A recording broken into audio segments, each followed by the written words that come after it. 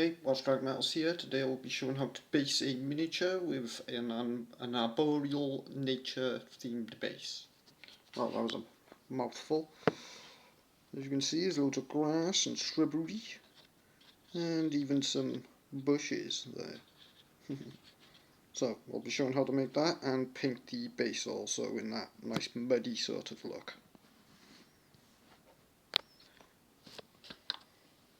Put him over with the others. So this is the one I'll be painting, the one I've done in the last few videos. As you can see, I've already put some sand onto the base here, and I've painted it in a pretty much black brown. This is a type of scorched brown, easy to make if you haven't got that colour. Just get a brown and add some black to it. So this is in fact rhinoxoid, which is a very dark sort of brown. I believe it used to be scorched brown. So also got another two types of brown here and a colour to highlight, which is bone, which will make a nice sort of muddy theme.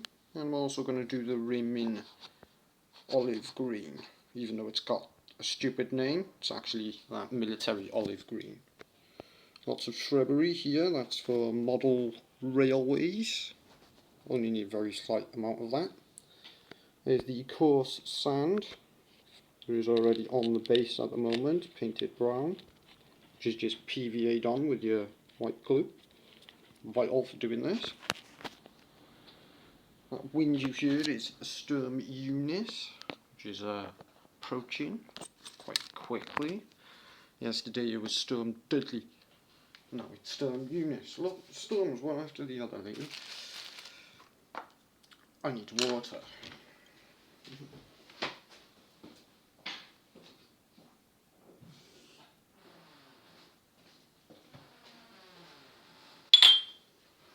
Oh, right, clink on that dish. Quite bright today, even though there's a nasty storm outside. So which one of these would be darker? I'd say this Doomball Brown. Now the Doomball Brown's actually a little bit brighter. I'll do that first. Let's open them both up and have a look actually. Yeah, they're both about the different shades of the same stuff really. But that is what's needed. Dry brushing that on. Doesn't have to be neat either. In fact, it's better that it's not. There'll be another brown going over the top of this brown also. So dry brushing, just sort of dragging the brush over very lightly over the top. We've got some on the boot there, didn't want that. Wipe that off.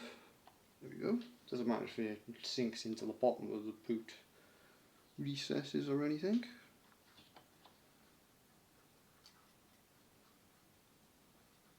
The painting palette at the moment is an old chopping board. I recommend one, yeah, quite useful. It's good for making dry patches anyway, as you can see. Want the paint to dry out for a dry brush effect. We're nearly done with this Doomball Brown, which is a little Martian-y sort of brown, this one. Bit red.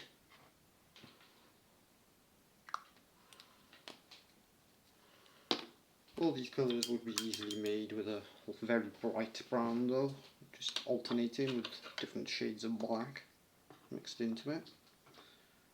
If you haven't got the right brown.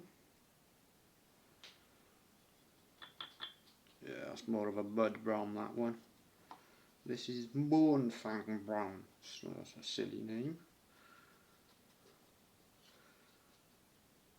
Mud Brown is what this should be called, but isn't. Games Workshop for you, they always give everything daft names. They never used to.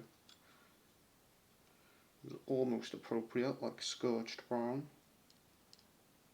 fortress grey, battleship grey, things like that. You know, standard known colours. These days there's like half the Dulux colour range. So you've got like a vast array of paint to choose from, if need be. Although I do recommend Army Painter paint, it's much cheaper. But this stuff lasts very slightly longer, I'd say, but not by much.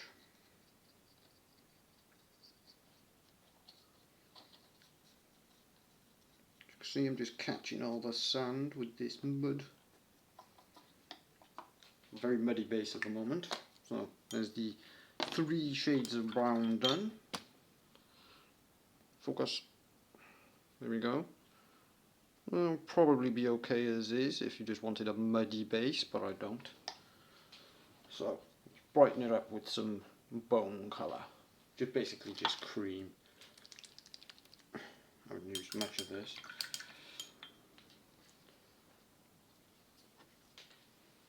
Let's have a look at Lucky, my bunny rabbit, in a minute. She's having a munch.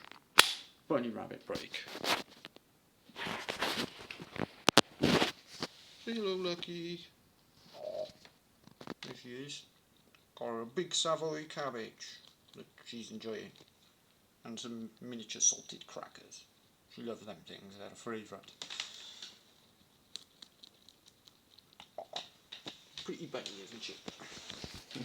Anyway, bunny break overall. Back to the base miniature and the arboreal nature theme that I'm doing. So, creamy colour, very watery this, won't need much. It's also extremely bright, so. But there will be shrubs and stuff all over this as well. That's brightening it up quite nicely. Catching all those sandy particles, as you can see. Makes them all pop out. Just basically highlighting mud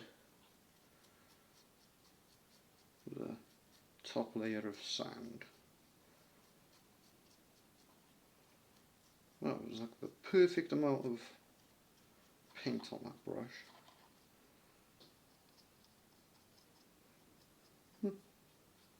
Very cool. And that's that. Done. So that was just a dry brush.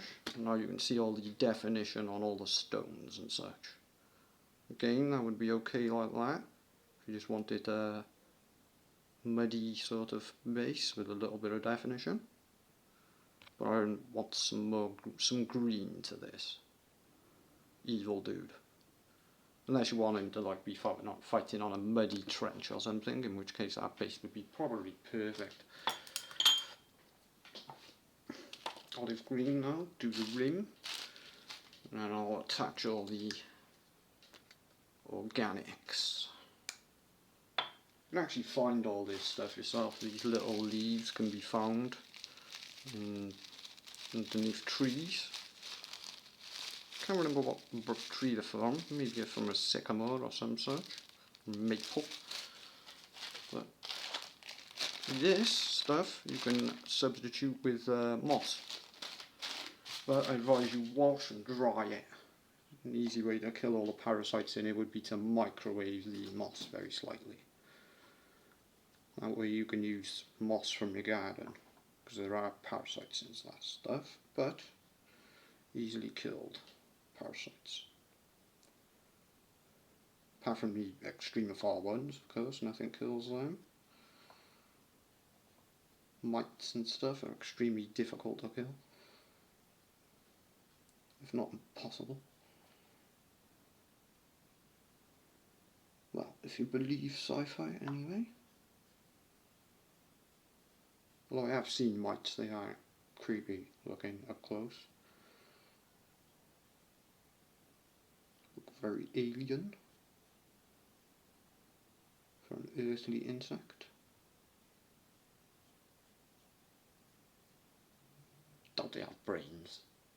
Something that small can have a brain. It's probably just got programming. Reacts when you go to hit it. Food it eats. So on.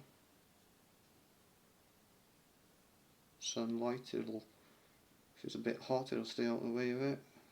Shade, a bit cold, it'll go towards the sun, so on. Pretty sure flies are brainless and mites and stuff. Could be wrong. But I don't think so. Seem to remember reading it somewhere. Base done, a very nice olive green. Looks very combative, that do. Very cool. Does it not? Still drying. Try not to get any on me. PVA now. Traditional white glue, nothing special. Don't need too much either.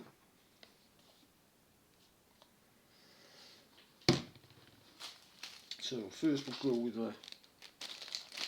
this stuff. I think we'll go with a darker colour. We need to break off a very tiny piece for the base. That'll do. I've actually had this stuff since the 90s, believe it or not. It was a big bag, which I've used about, I don't know, 3/4 of, something like that. But I've had it since the 1990s. Long time.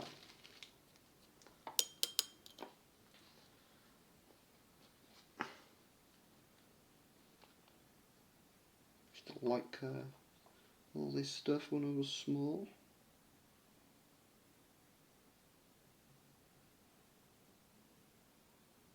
Right, nice big blob for the bush. Ooh, went all stringy.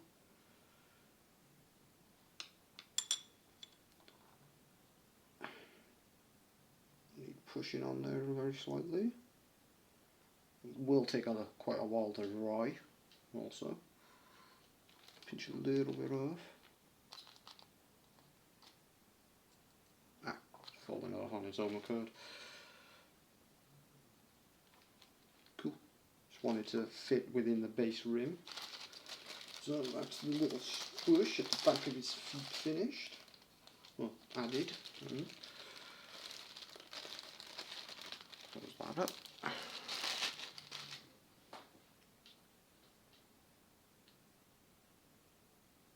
Focus. I should focus in there. There we go. Straight away it adds a bit of green niceness to it. But there will be more. So let's add some flock this time.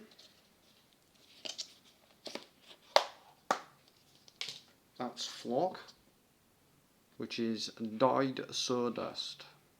Very easy to make with paint. Just use some sawdust if you haven't got your own. This stuff is pretty much everlasting. Ooh, my palette. And on me. Not ideal. What's gunk? Very gunky work. So we'll put a little patch by there. One by here. On this rock. On the rock, I reckon. Some. Stretch that round a bit. Let's see what I'm doing. And one at the back. The other bush. Very small though. Oh, I'll just put that straight in like that now. Tap it all off. Give it a flick. And on the rim. Yep.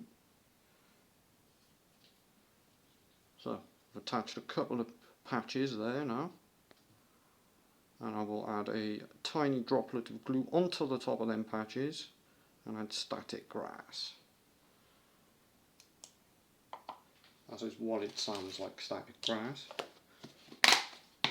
about this stuff forever too, where I have actually used about half the pot over the decades. Whether this stuff lasts, but you'll see why I use an absolute minuscule amount and it's a great effect. So let's get blobs PVA palette.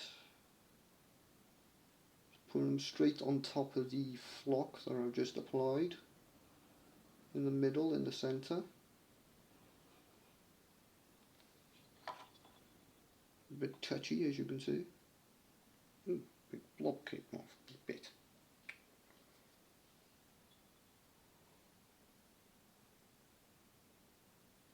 Okay. Now I'll get the static grass. Look at that stuff. What it sounds like is it attracts via static. I'll just drop that literally onto the base, like a strange sort of snoo, and it will attach to all of the glue. Okay, it's on there. I'm going to flick that to get it off. Not too viciously, otherwise I'll probably break the model, which is also finely glued. Tend not to use too much glue when I glue the models, just in case I want to break an arm off or something, place it with a different weapon. So there's the grass, the patches and the hedge done. Now let's add some leafage, tiny leaves. Last bit. Where to add them? Not in the middle of them shrubs. Maybe to the side here a few.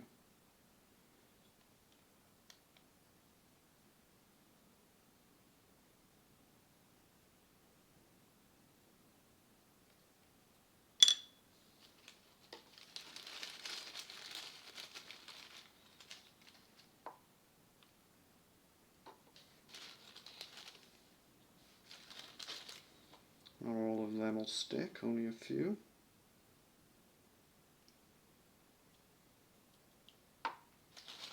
And back in, as I do use this material quite a bit, and I still have another 5 of these dudes to do at another time, which I probably won't show, as I'll be painting something else also by then.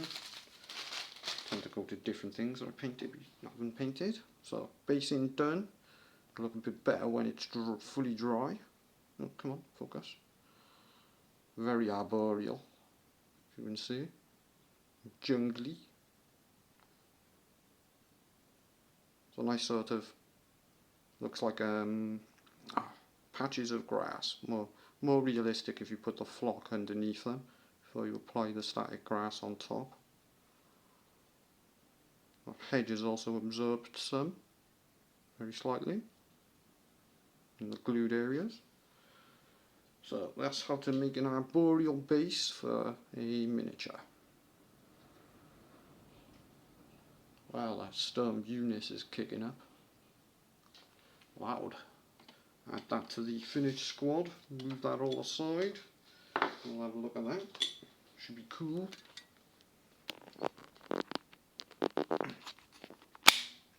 Phone stand snapping. And there's the leader of the evil Space Marines. That one's actually aiming his gun there. Fair enough. All got arboreal basing, as you can see. A little bit close up there. Hope you like the basing theme. I will likely do more in the future. I'm thinking of doing an industrial sort of toxic type next. Great for Necromunda.